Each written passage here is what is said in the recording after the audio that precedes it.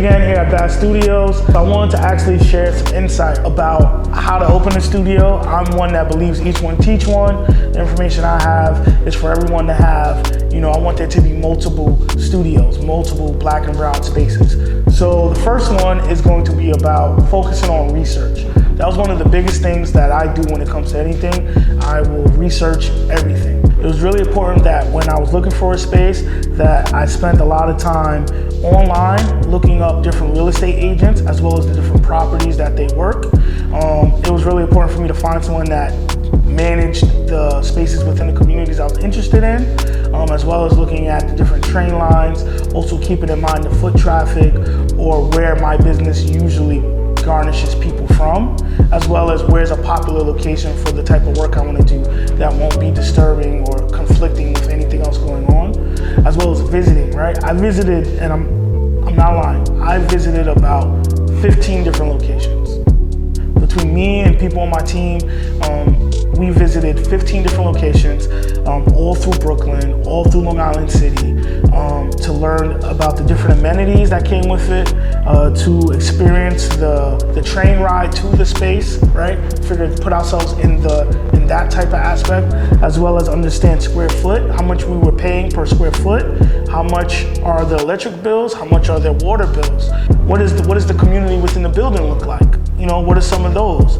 So that was all part of the research. Very important before you make an investment of something like this, that you do the research.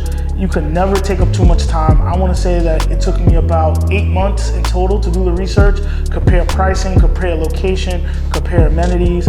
I also leaned on my community to help me make the decision. This was my business partner, people on my team, my girlfriend, the different people that I wanted to get their insight, get their perspective on just certain aspects that maybe I had blind sights to. Another part of the research was talking with people who've done it before. I was fortunate enough to speak with maybe 1 or 2 people who've opened a space that let me know what to expect, how did they go about it, things of that nature. Just getting some of their feedback was really good, so you want to understand, like, hey, you did this before, how did it go? What worked, what didn't work? Because everyone's experience is not your experience. But you want to calculate that, keep that in the back of your mind, as well as figuring out what type of studio I wanted, researching what's already being offered in this market, what's not being offered, seeing an opportunity to have a unique selling point. Like, okay, what am I going to offer differently with my studio that is unique to my experience and what I provide? So a lot of the things we do, my background comes from events, I tie that in. We're going to do smaller events, workshop events. We're going to tie in our creative agency services with the studio. So things like this is where my mind is set, as far as that goes. And then the last part of the research was figuring out, well, how long does it really take to make a profit?